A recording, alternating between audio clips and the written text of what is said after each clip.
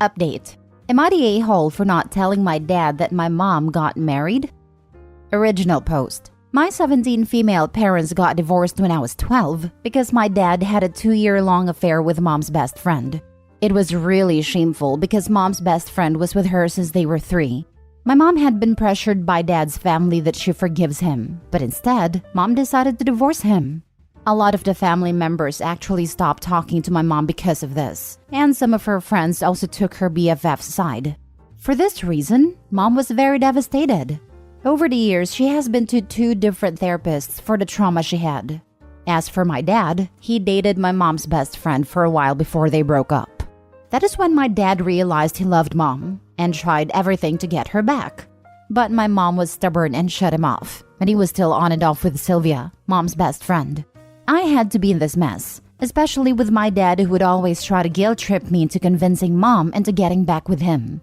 I've heard from him things like, "I wish we were a family together. It was just a mistake. I'm willing to do anything to make amends. I want us to be a family again, but your mom doesn't want to." I had enough of it. So when I turned 15, I decided to stay with mom and only visit dad on weekends because I cannot handle his constant nagging. Also, because during that time, my mom started dating Jack, who was the father of my classmate. My dad found out and started asking questions after questions about Jack. He wanted me to spy on Jack, but I had enough of it, so I strictly told him if he doesn't stop this nonsense, I would cut him off completely. A few months ago, my mom announced that she will be marrying Jack within a few days. They got engaged that day and only wanted a small ceremony with just few family members. It was a small gathering of only 15 people, just me and Jack's son along with some close family and friends. The wedding happened in Jack's backyard. They had photographer too, but my mom only recently posted the pictures after coming back from her honeymoon. My dad had no idea because mom didn't want him to know anything. She was afraid my dad would create some drama and cause a scene. I respected her wishes. Then my dad saw those photos and called me to confirm. I said yes, my mom got married a few months ago. My dad was angry. He called me a traitor and said I was an a-hole for keeping it away. That he has the right to know which man my mom was marrying. This was the last straw for me, and I told him to buzz off. He has lost all right over mom the moment he decided to stick his junk in Sylvia. That my mom knew he was an unhinged person, so I am glad she didn't tell him. I also told him to leave us the heck alone and hung up. My mom also got messages from him which I read. They were mostly of him accusing her of breaking up our family. Mind you, he is dating Sylvia again. Now, I hear from my cousins that my dad has started to act abnormal ever since, and I wonder if I went too far with it. Now for the top comments before reading the update. Hell no, you are the a-hole. Your father and his family are huge POS. Really? Really? They wanted your mom to stay with that trashy husband even though he's a disgusting husband? You were right. He lost any right on his former wife and his precious family the moment he cheated on her. Your mom had a really hard time overcoming the betrayal and divorce, and I'm glad she finally found someone worth it. Congratulations on your mom's wedding. Thanks. I am glad she found happiness on her own. I thought she might never date again, but Jack seems like a nice guy. I am still afraid what if it turns out like Dad? That sounds like a reasonable thing to be afraid of, considering what you've been through. I'm concerned it might be impacting you too much though. Do you think it might be helpful to discuss that fear with a therapist? I think it might help. It probably would, but it won't prevent it, would it? I went to therapy for my own anxiety and fears, where a lot of it stemmed from my parents' relationships growing up. It's not about preventing it, but regaining control. I still have those thoughts, but they don't consume me anymore or incapacitate me. They used to control my decisions and how I formed relationships with people. Now I can rationalize through them and move past those anxieties. He's got no business involving his child in such things, and you're right to not give in to his demands. I think you already know that, but if you need to hear it, there it is. I don't know if it is right or wrong to let your ex-spouse know if you are getting married. I don't know the protocol. I just respected what my mom asked me to do since she didn't want many people to know about the wedding. You did the right thing. The only valid reason for him to care would be knowing who is around his child. That would be his job to ask her directly. and clearly that is not why he cares. He shouldn't be asking you to report on her personal life. Now for the update. So something weird has happened. A few days ago, Sylvia came to my mom's house. I was there. She was shouting at mom and said that she's stealing her man, my dad, away from her. She literally said, "You already had your fun with him. Why can't you just leave him alone?" My mom just told her to get lost. But then Sylvia went on a rant about how much better she is than my mom, and even threatened that she would sleep with her new husband as well. My mom told her if that ever happens, she will be doing her a favor by taking the trash out, and she trusts Jack would never hurt her. Mom then threatened to call the police on Sylvia that eventually made her leave the property. As much as I hate the drama, I must say watching that wretched woman have a meltdown because my dad was still hung up on my mom is precious. Apparently, Dad dumped Sylvia again in hopes that Mom would see that he is dedicated to win her back. Who knows how long that will last. My dad also got into a fight with a random person in a bar because he was drunk. I guess he is still coping with the feeling that Mom is not going to be with him anymore. Thank God the guy didn't press charges. I had a heart-to-heart conversation with him. At least I tried to. I asked him if he is so in love with Mom, why did he cheat? And his answers were illogical. He said that as a man, it is hard to control the urges. At that time, Sylvia was flirting with him and he took a shot. He thought it would only be once and then he will dump her. But it went on for a long time. He said I won't understand it because I am not a man. A man can cheat but still love his wife and would die for his wife. He loves my mom, but he still has urges to be with other women. This conversation was going nowhere, so I didn't ask much. I just told him I hope his son-in-law doesn't treat me the way he treated my mom. He never gave me an answer to that. I still can't believe he would, to this day, think he's the victim. Anyways, I'm thinking about moving in with Mom permanently. I know Sylvia would come by his house now. Can anyone please help me understand what it means? Because I always thought you cheat because you do not love that person. Maybe I am wrong in some way. Cheaters make excuses. That's what he's doing. Anyone, man or woman, can keep it in their pants despite the temptations, if they decide to. Exactly. If you truly loved and cared for someone, you'd keep your clothes on around others. It's especially shameful that he did this with her best friend. Not only did your mom lose her husband, she also lost a sister, in a way. Win her back?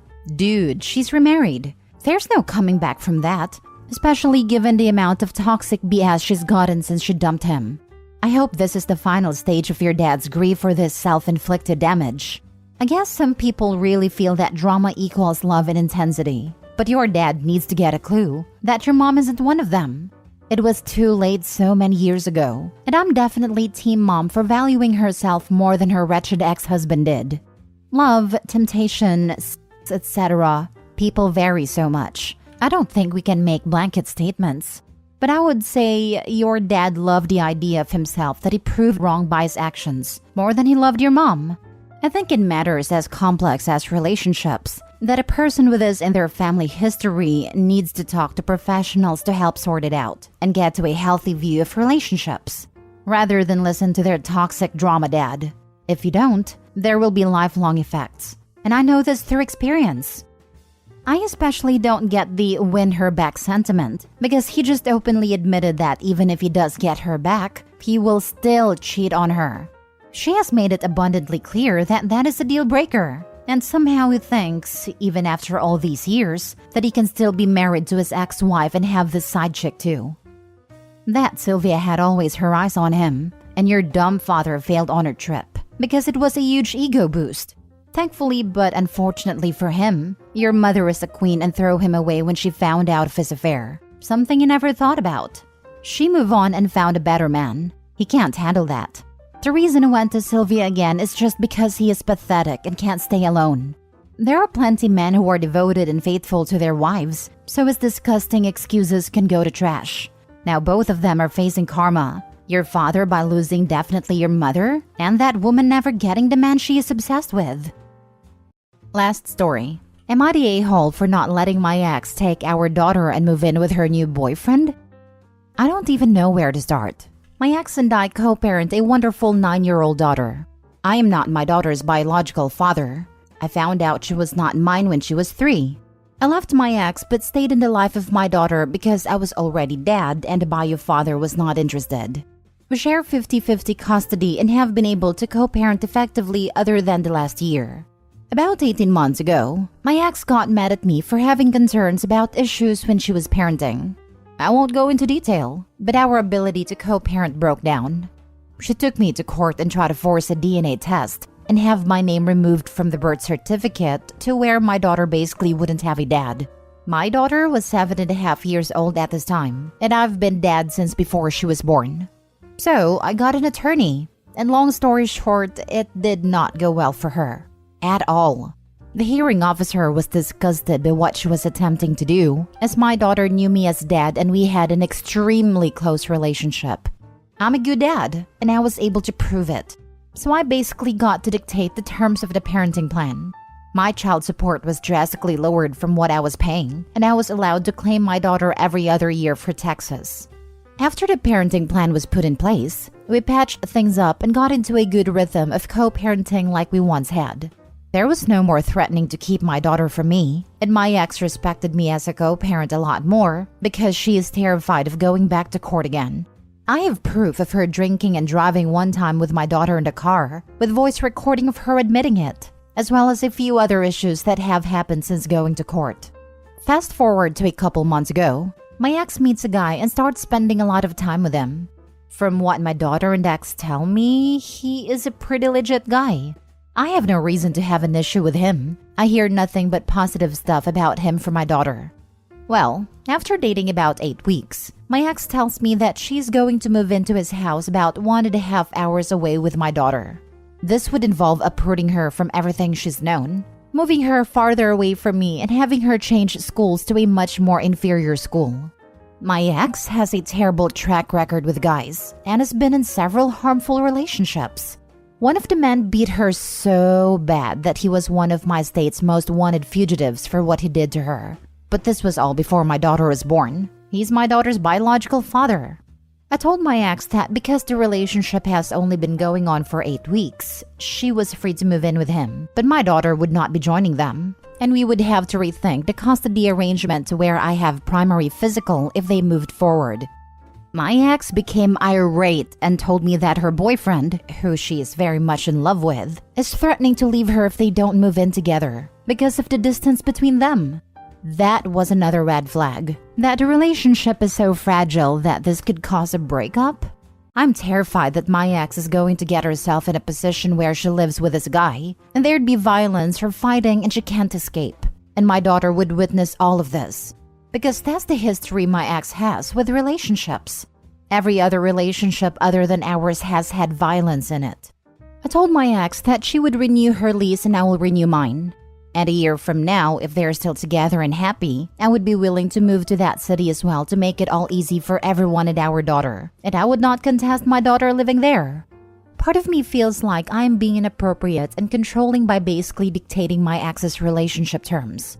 But the other part of me feels like my concerns are legitimate, and that my daughter's life should not be uprooted for a relationship that is only 8 weeks old, in its infancy. I feel like I have a moral responsibility to kind of put guardrails on some of the decisions my ex makes when it affects my daughter, due to her terrible decisions in the past. I have sacrificed a lot in life to make sure my daughter has a stable life, and I've always made myself the most stable person around her. It's why we have such a close relationship. I know it's a long story and there is more to it, but am I being a controlling a-hole here? I want my ex to be happy. She deserves that. But I also have to watch out for my kiddo. I am using the threat of legal action to control my ex. That's a fact. And I'm not at all afraid to follow through with it. Not a-hole, and it sounds like you're the only parent who's putting your daughter's needs first. Keep doing that, because it's clear your ex isn't. She tries, and she certainly loves our daughter. But she just makes bad and selfish decisions sometimes. Does your custody agreement with your ex contain any geographical restrictions? Such as one of you can't move further away from the other more than X miles or the neighboring county? This is normal here in Texas. Also, because your ex is terrified of going back to court, you can always tell her you will take her back to court for the reasons you mentioned above. The custody agreement says our daughter must remain in the state we currently reside in. And that's essentially what I'm doing. I'm using the threat of going back to court to prevent this situation from taking place. She just called me and said they will not be moving in together, and she is devastated because he's going to leave her now. I feel like crap about this, but I don't think I had a choice. Dude, his breaking up with her over this is just proof that you were right to be concerned. And quite frankly, there is no way on earth I would want my kids live with someone my ex had only known for 8 weeks. In my case, it's relevant because she left them 13 years ago. But seriously, that's really messed up. I'm with you 100%. It validates a lot of my concerns. But my ex is devastated and she blames me for it, not him. So I'm going to have to deal with and shield my daughter from that fallout. Not a-hole. No way, no how. Moving that fast and isolation is a hallmark of future dangerous behavior. You're being entirely reasonable in your efforts to protect your daughter. Good on you. You don't know this guy, and he's trying to isolate both your ex and your daughter. Don't let it happen. Go back to court if you have to. This is all sorts of wrong, and don't let your daughter be alone with him. I want to go back to court, and everyone says that. But in reality, it's not that simple. It takes 6 months to even get in front of a judge, and there will be continuances. It could be the better part of a year before we get any kind of resolution. By then, she would have already moved. On top of that, you need $5,000 to put down a retainer for an attorney. And for family court, you need an attorney. And I don't have that. I still have debt from the last time we went to court. Rent went up. I pay child support. I have to maintain a stable household for my daughter. Otherwise, how can I say, give me primary custody? Everyone says to just go to court because I'll win, and I likely will. I'm a better parent and I can prove it. But the process is expensive and long. I could put in an emergency order and get full custody before the hearing, but that's high risk. Judges hate that, and you need a damn good reason. Plus, it would hurt my daughter. She won't understand why she can't see mom. Her routine would be appended, and I can't explain the situation to her why I'm doing what I'm doing. Because that would be parental alienation and hurt her further. That's why the threat of court is sometimes more effective than actual court. None of this is simple.